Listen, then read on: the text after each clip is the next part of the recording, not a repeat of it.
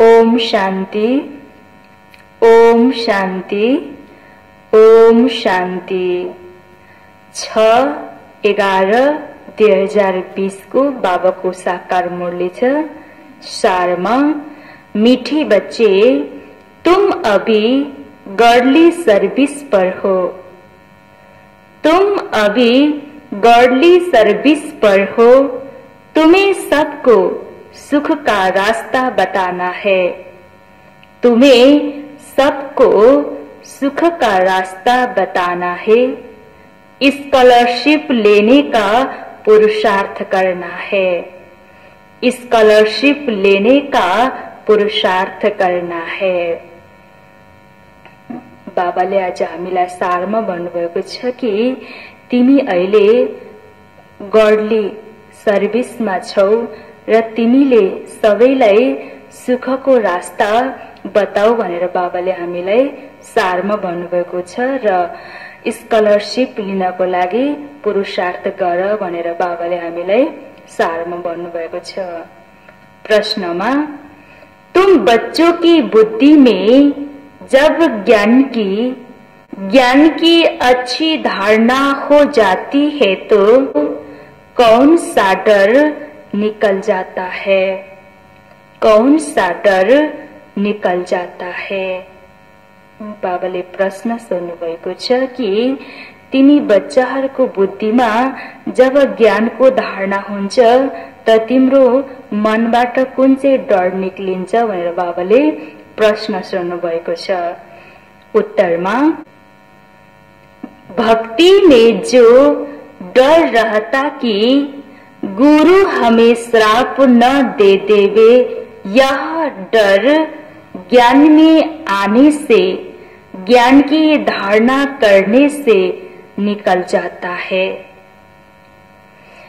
ज्ञान में आने से, ज्ञान की धारणा करने से निकल जाता है, क्योंकि ज्ञान मार्ग में श्राप कोई दे न सके। क्योंकि ज्ञान मार्ग में श्राप कोई दे न सके। रावण श्राप देता है, बाप बरसा देते हैं। रिद्धि सिद्धि सिखाने वाले ऐसा तंग करने का, दुख देने का काम करते हैं। रिद्धि सिद्धि सिखाने वाले ऐसा तंग करते हैं, दुख देने का काम करते हैं। ज्ञान में तो तुम बच्चे सबको सुख पहुंचाते हो। ज्ञान में तो तुम बच्चे सबको सुख पहुंचाते हो। बाबाले उत्तरमा भन्नुभएको छ कि जब तिमीलाई ज्ञानको धारणा हुन्छ, बाबामा निश्चय हुन्छ भनेपछि हामीलाई हाम्रो मनबाट डरको भावना निस्किन्छ। ओम शांति। मीठे मीठे रूहानी बच्चों प्रति रूहानी बाप बैठ समझाते हैं, तुम सब पहले आत्मा हो। यह पक्का निश्चय रखना है। बच्चे जानते हो हम आत्माएं परम धाम से आती है, यह शरीर लेकर पाठ बजाने। आत्मा ही पाठ बजाती है। मनुष्य फिर समझते शरीर ही पाठ बजाते हैं। यह है बड़े ते बड़ी भूल, जिस कारण आत्मा को कोई जानते नहीं। इस आवागमन में हम आत्माएं आती जाती है, इस बात को भूल जाते हैं। इसीलिए बाप को ही आकर आत्मा अभिमानी बनाना पड़ता है। यह बात भी कोई नहीं जानते। बाप ही समझाते हैं आत्मा कैसे पाठ बजाती है। मनुष्य के मैक्सिमम 84 जन्मों से लेकर मिनिमम है एक दो जन्म। आत्मा को पुनः जन्म तो लेते रहना है, इससे सिद्ध होता है।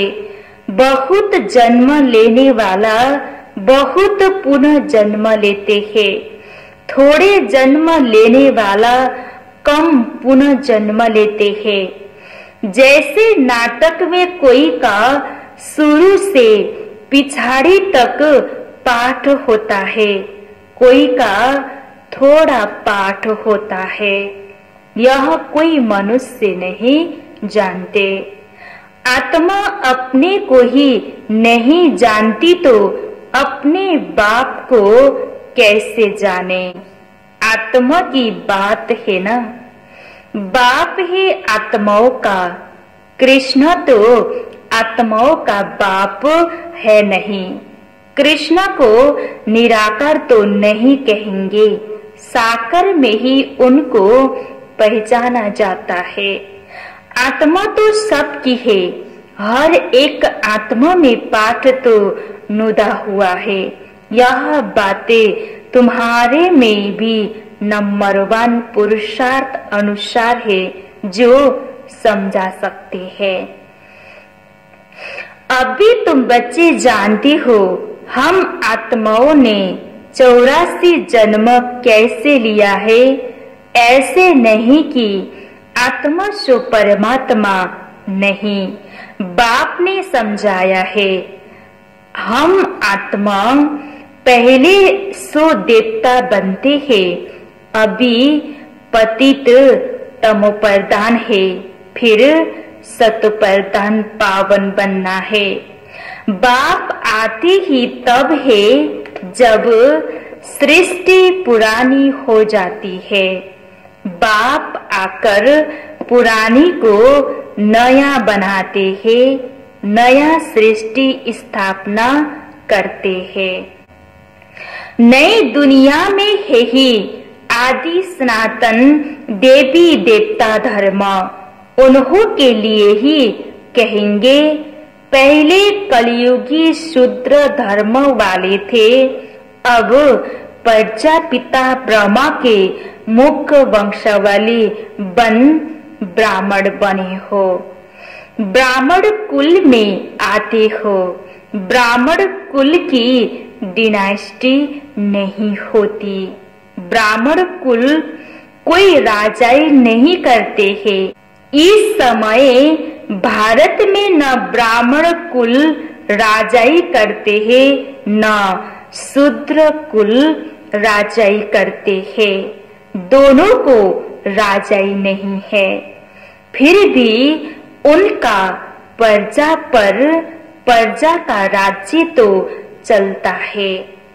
तुम ब्राह्मणों का कोई राज्य नहीं है, तुम स्टूडेंट पढ़ते हो, बाप तुमको ही समझाते हैं यह 84 का चक्र कैसे फिरता है। सतयुग, त्रेता, फिर होता है संगम युग। इस संगम युग जैसे महिमा और कोई युग की है नहीं। यह है पुरुषोत्तम संगम युग।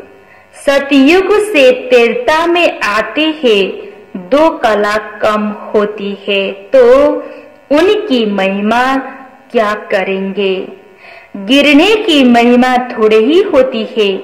कलयुग को कहा जाता है पुरानी दुनिया, अब नई दुनिया स्थापना होनी है, जहाँ देवी देवताओं का राज्य होता है।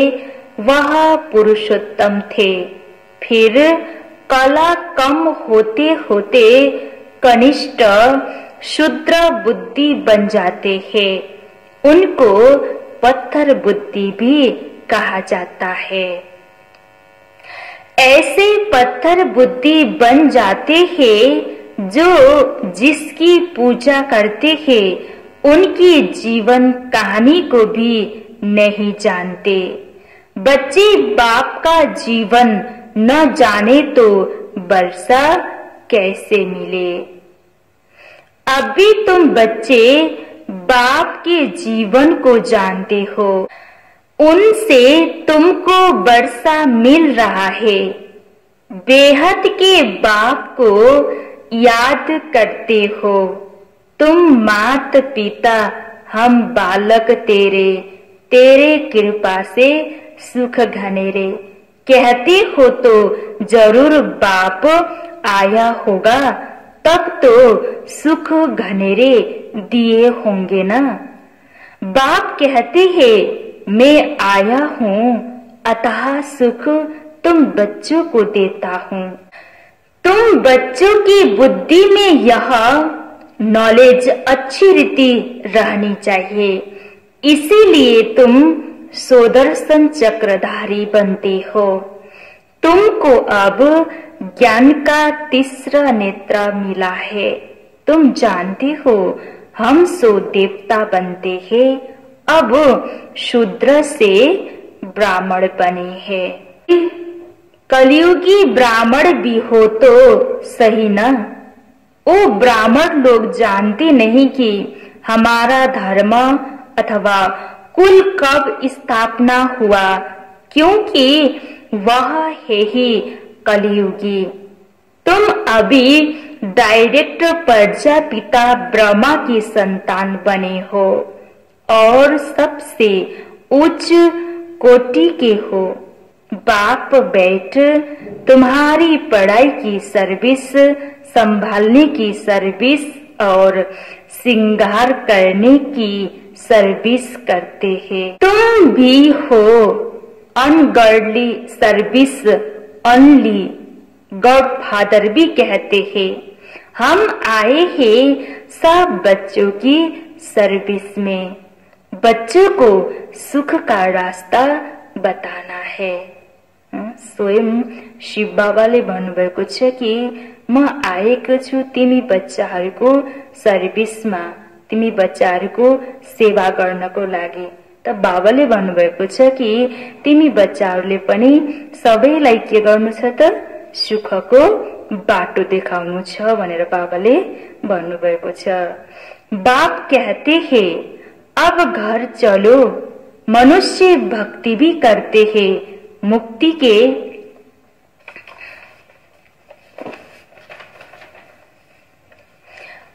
के लिए जरूर जीवन में बंधन है। बाप आकर इन दुखों से छुटाते हैं। तुम बच्चे जानते हो तराही तराही करेंगे, हाहाकार के बाद जय जयकार होनी है।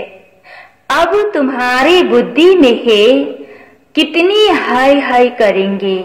जब नेचुरल कैलेमिटीज आदि होगी, यूरोप वासी यादव भी है। बाप ने समझाया है यूरोप वासियों को यादव कहा जाता है। दिखाते हैं पेट से मुसल निकले, फिर श्राप दिया। अब श्राप आदि की तो बात ही नहीं, यह तो ड्रामा है। बाप वर्षा देते हैं, रावण श्राप देते हैं। यहाँ एक खेल बना है, बाकी श्राप देने वाले तो दूसरे मनुष्य होते हैं, उस श्राप को उतारने वाले भी होते हैं। गुरु गोसाई आदि से भी मनुष्य लोग डरते हैं कि कोई श्राप न देवे। वास्तव में ज्ञान मार्ग में श्राप कोई दे न सके। ज्ञान मार्ग और भक्ति मार्ग में श्राप की कोई बात नहीं। जो रिद्धि सिद्धि आदि सीखते हैं वो श्राप देते हैं, लोगों को बहुत दुखी कर देते हैं, पैसे भी बहुत कमाते हैं।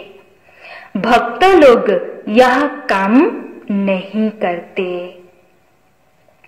बाबा ने यह भी समझाया है संगम के साथ पुरुषोत्तम अक्षर जरूर लिखो, त्रिमूर्ति अक्षर भी जरूर लिखना है और प्रजापिता अक्षर भी जरूरी है, क्योंकि ब्रह्मा नाम भी बहुतों के हैं।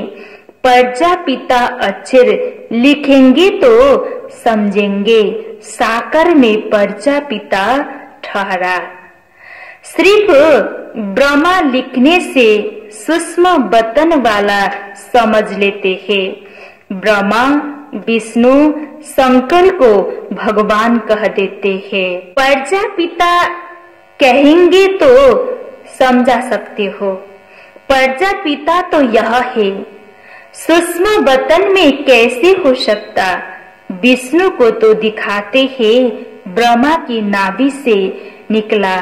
तुम बच्चों को भी ज्ञान मिला है, नाभि आदि की कोई बात नहीं है। ब्रह्मा सो विष्णु, विष्णु सो ब्रह्मा कैसे बनते हैं? सारे चक्र का ज्ञान तुम इन चित्रों से समझा सकते हो। बिगड़ चित्र समझाने में मेहनत लगती है। ब्रह्मा सो विष्णु, विष्णु सो ब्रह्मा बनते हैं। लक्ष्मी नारायण 84 का चक्र लगाकर फिर ब्रह्मा सरस्वती बनते हैं।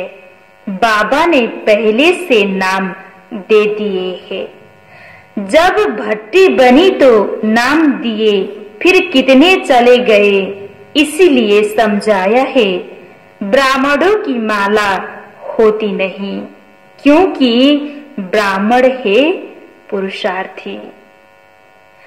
कभी नीचे कभी ऊपर होते रहते, ग्रहचारी बहरती है। बाबा तो जवारी था, मोतियों आदि की माला कैसे बनती है? अनुभवी है। ब्राह्मणों की माला पिछाड़ी में बनती है। हम सो ब्राह्मण दैवी गुण धारण कर देवता बनते हैं। फिर सीढ़ी उतरनी है, नहीं तो 84 जन्म कैसे लेंगे? 84 जन्म यह निकल सकते हैं। तुम्हारा आधा समय पूरा होता है, तब दूसरे धर्म वाले ऐड होते हैं। पहला माला बनाने में बड़ी मेहनत लगती है। बड़ी संभाल से मोतियों को टेबल पर रखा जाता है कि कहाँ हिले नहीं। फिर सुई से डाला जाता है। कहाँ ठीक न बने तो फिर माला तोड़नी पड़े। यह तो बहुत बड़ी माला है। तुम बच्चे जानते हो, हम पढ़ते हैं नई दुनिया के लिए। बाबा ने समझाया है कि स्लोगन बनाओ, हम शूद्र सो ब्राह्मण, ब्राह्मण सो देवता कैसे बनते हैं, आकर समझो। इस चक्र को जानने से तुम चक्रवर्ती राजा बनेंगे, स्वर्ग का मालिक बन जाएंगे। ऐसे स्लोगन बनाकर बच्चों को सिखलाना चाहिए। बाबा युक्तियां तो बहुत बताते हैं, वास्तव में वैल्यू तुम्हारी है। तुमको हीरो हीरोइन का पाठ मिलता है। हीरे जैसा तुम बनते हो, फिर 84 का चक्र लगाया कौड़ी मिसाल बनते हो। जबकि हीरे जैसा जन्म मिलता है तो कौड़ियों पिछाड़ी क्यों पड़ते हो? ऐसे भी नहीं, कोई घर बार छोड़ना है। बाबा तो कहते हैं गृहस्थ व्यवहार में रहते कमल फूल समान पवित्र रहो और सृष्टि चक्र की नॉलेज को जानकर दैवी गुण भी धारण करो तो तुम हीरे जैसा बन जाएंगे। बरोबर भारत 5000 वर्ष पहले हीरे जैसा था। यह है एम अपचेट। इन चित्रों को लक्ष्मी नारायण के बहुत महत्व देना है। तुम बच्चों को बहुत सर्विस करनी है प्रदर्शनी म्यूजियम में। विहंग मार्ग की सर्विस बिगर तुम पर्जा कैसे बनाएंगे? भल इस ज्ञान को सुनते भी हो, परंतु उच्च पद कोई बिरले पाते हैं। इनके लिए ही कहा जाता है कोटों में कोई स्कॉलरशिप भी कोई लेते हैं ना। 40-50 बच्चे स्कूल में होते हैं, उनसे कोई एक स्कॉलरशिप लेता है, कोई थोड़ा प्लस में आ जाता है तो उनको भी देते हैं। यह भी ऐसे है, प्लस में बहुत है, 8 दाने हो सो भी नंबर 1 है ना। वह पहले पहले राज गद्दी पर बैठेंगे, फिर कला कम होती जाएगी। लक्ष्मी नारायण का चित्र है नंबर 1, उनकी भी डिनास्टी चलती है, परंतु चित्र लक्ष्मी नारायण का ही दिया हुआ है। यह तुम जानते हो। चित्र तो बदलते जाते हैं, चित्र देने से क्या फायदा? नाम, रूप, देश, काल सब बदल जाता है। मीठे मीठे रूहानी बच्चों को रूहानी बाप बैठ समझाते हैं। कल्प पहले भी बाप ने समझाया था। ऐसे नहीं, कृष्ण ने गोप गोपियों को सुनाया। कृष्ण के गोप गोपियां होते नहीं, न उनको ज्ञान सिखाया जाता है। वह तो है सतयुग का प्रिंस, वह कैसे राजयोग सिखाएंगे? वह पतित को पावन बनाएंगे। अब तुम अपने बाप को याद करो।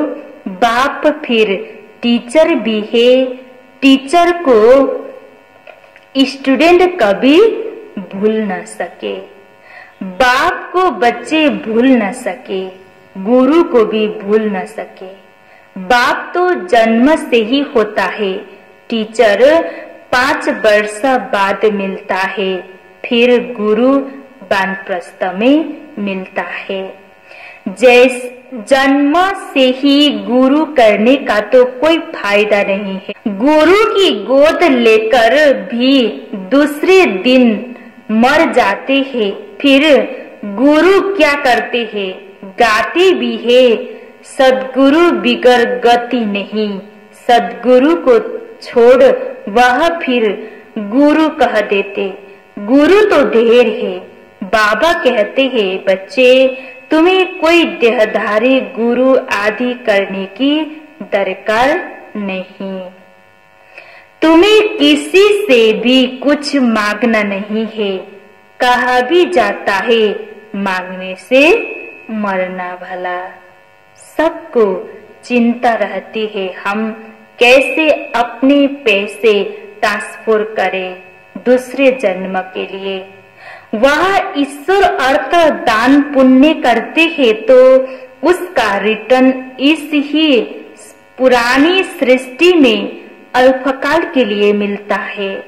यह तुम्हारा ट्रांसफर होता है नई दुनिया में और 21 जन्मों के लिए। तन मन धन प्रभु के आगे अर्पण करना है। सो तो जब आए तब अर्पण करेंगे ना। प्रभु को कोई जानते ही नहीं तो गुरु को पकड़ लेते हैं, धन आदि गुरु के आगे अर्पण कर देते हैं। वारिस नहीं होता हो तो सब गुरु को देते हैं। आजकल कायदे अनुसार ईश्वर अर्थ भी कोई देते नहीं है। बाप समझाते हैं, मैं गरीब निवास हूँ, इसीलिए मैं आता ही भारत में हूँ। तुमको आकर विश्व का मालिक बनाता हूँ। डायरेक्ट और इनडायरेक्ट में कितना फर्क है वह जानते कुछ भी नहीं, सिर्फ कह देते हैं हम ईश्वर अर्पण करते हैं। हे सब बेसमझी, तुम बच्चों को अब समझ मिलती है तो तुम बेसमझ से समझदार बने हो। बुद्धि में ज्ञान है, बाप तो कमाल करते हैं, जरूर बेहद के बाप से बेहद का वर्षा ही मिलना चाहिए। बाप से तुम वर्षा लेती हो सिर्फ दादा द्वारा, दादा भी उनसे वर्षा ले रहे हैं। वर्षा देने वाला एक ही है, उनको ही याद करना है। बाप कहते हैं बच्चे, मैं इनके बहुत जन्मों के अंत में आता हूँ, इनमें प्रवेश कर इनको भी पावन बनाता हूँ, जो फिर यह फरिश्ता बन जाते हैं। ब्याज पर तुम बहुत सर्विस कर सकते हो, तुम्हारा यह सब है अर्थ सहित ब्याज। यह तो जेदान देने वाला चित्र है, इनकी वैल्यू का किसी को भी पता नहीं है और बाबा को हमेशा बड़ी चीज पसंद आती है जो कोई भी दूर से पढ़ सके। अच्छा, मीठे मीठे सिकलते बच्चों प्रति माता पिता बाप दादा का याद प्यार और गुड मॉर्निंग। रूहानी बाप की रूहानी बच्चों को नमस्ते, रूहानी बच्चों की रूहानी बाबा को याद प्यार गुड मॉर्निंग और नमस्ते नमस्ते नमस्ते। धारणाको लागि मुख्य सार पहिलो पाइटमा छ, बाप से बेहद का वर्षा लेने के लिए डायरेक्ट अपना तन मन धन, बाप से बेहद का वर्षा लेने के लिए डायरेक्ट अपना तन मन धन ईश्वर के आगे अर्पण करने में समझदार बनना है। अपना तन मन धन ईश्वर के आगे अर्पण करने में समझदार बनना है। अपना सब कुछ 21 जन्मों के लिए ट्रांसफर कर लेना है। अपना सब कुछ 21 जन्मों के लिए ट्रांसफर कर लेना है। दूसरा पॉइंट में, जैसे बाप पढ़ाने की, संभालने की और सिंगारने की सर्विस करते हैं, ऐसे बाप समान सर्विस करनी है। ऐसे बाप समान सर्विस करनी है। जीवन बंधन से निकाल सबको जीवन मुक्ति में ले जाना है। जीवन बंधन से निकाल सबको जीवन मुक्ति में ले जाना है। बाबाले आज हामीलाई धारणाको लागि भन्नुभएको छ कि बाबा बेहदको वर्षा,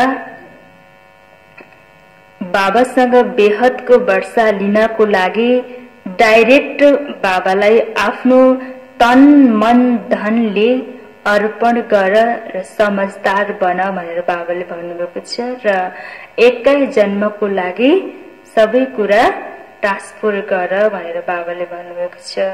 दूसरो पॉइंटमा कि जैसे बाप पढ़ाने की, संभालने की और सिंगारने की सर्विस करते हैं, जसरी बाबाले पढाउने को, संभाल्ने को, दैवी गुणले सिंगार्ने को सर्विस गर्नुहुन्छ, ऐसे बाप समान सर्भिस करनी है। यस्तो बाबा समान तिमीले पनि सर्भिस गर्नु छ भनेर बाबाले हामीलाई धारणाको लागि भन्नुभएको छ। वरदानमा सर्व खजानों की इकोनॉमी का बजट बनाने वाले, सर्व खजानों की इकोनॉमी का बजट बनाने वाले महीन पुरुषार्थी भव, महीन पुरुषार्थी भव।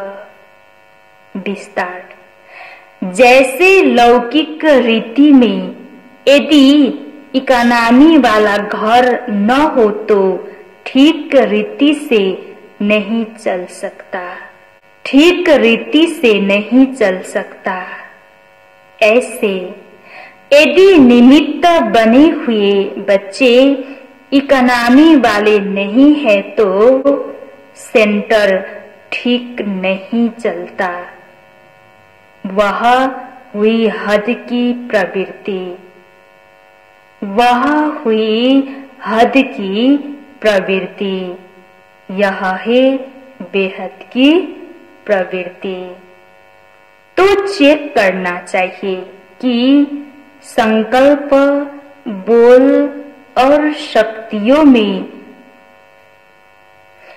तो चेक करना चाहिए कि संकल्प, बोल और शक्तियों में क्या क्या एक्स्ट्रा खर्च किया, क्या क्या एक्स्ट्रा खर्च किया। जो सर्व खजानों की इकोनॉमी का बजट बनाकर, जो सर्व खजानों की इकोनॉमी का बजट बनाकर उसी अनुसार चलते हैं, इन्हें ही महीन पुरुषार्थी कहा जाता है। इन्हें ही महीन पुरुषार्थी कहा जाता है। उनके संकल्प, बोल, कर्म व ज्ञान की शक्तियां कुछ भी, उनके संकल्प, बोल, कर्म व ज्ञान की सर्विस, ज्ञान की शक्तियां कुछ भी व्यर्थ नहीं जा सकती। उनके संकल्प, बोल, कर्म व ज्ञान की शक्तियां कुछ भी व्यर्थ नहीं जा सकती। बाबाले आज हामीलाई वरदानमा भन्नुभएको छ कि सबै खजानाको इकोनॉमीको बजेट बनाउने वाला नै महीन पुरुषार्थी भव भनेर बाबाले वरदान दिनुभएको छ। विस्तारमा, जसरी लौकिक रीतिले यदि इकोनॉमी वाला घर छ भने ठीक रीतिसँग चल्न सक्छ, अगर इकोनॉमी हामीमा बचत भएन भने तो ठीकसँग चल्न सक्दैन भनेर बाबाले भन्नुभएको छ कि ऐसे यदि निमित्त बने हुए बच्चे इकोनॉमी वाले नहीं है तो सेंटर ठीक नहीं चलता। वह हुई हद की प्रवृत्ति, यह है बेहद की प्रवृत्ति। तो चेक करना चाहिए कि संकल्प, बोल और शक्तियों में क्या क्या एक्स्ट्रा खर्च हुआ। बाबाले हामीलाई भन्नुभएको छ कि चेक गर कि संकल्प, बोल र शक्तिमा हाम्रो कहाँ केमा एक्स्ट्रा खर्च भएको छ। जो सर्व खजानों की इकोनॉमी का बजट बनाकर उसी अनुसार चलते हैं, उन्हें ही महीन पुरुषार्थी कहा जाता है। उनके संकल्प, बोल, कर्म व ज्ञान की शक्तियां कुछ भी व्यर्थ नहीं जा सकती। स्लोगनमा छ, स्नेह के खजाने से माला माल बन, सबको स्नेह दो और स्नेह लो। स्नेह के खजाने से माला माल बन, सबको स्नेह दो और स्नेह लो। बाबाले भन्नुभएको छ कि स्नेहको खजानाले आफू मालामाल बनेर सबैलाई स्नेह देऊ र हामीले सबैलाई स्नेह दिन्छौ, प्यार दिन्छौ भने हामीमा स्वत नै स्नेह प्यार हामीलाई स्वत नै प्राप्त हुन्छ भनेर बाबाले स्लोगन भन्नुभएको छ। सारमा छ, मीठे बच्चे तुम अभी गर्ली सर्विस पर हो, तुम्हें सबको सुख का रास्ता बताना है, स्कॉलरशिप लेने का पुरुषार्थ करना है। प्रश्नमा, तुम बच्चों की बुद्धि में जब ज्ञान की अच्छी धारणा हो जाती है तो कौन सा डर निकल जाता है? उत्तर, भक्ति में जो डर रहता कि गुरु हमें श्राप न दे देवे, यह डर ज्ञान में आने से, ज्ञान की धारणा करने से निकल जाता है, क्योंकि ज्ञान मार्ग में श्राप कोई दे न सके।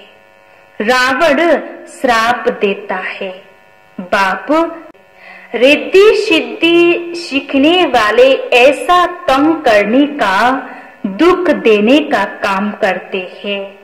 ज्ञान में तो तुम बच्चे सबको सुख पहुंचाते हो। ओम शांति।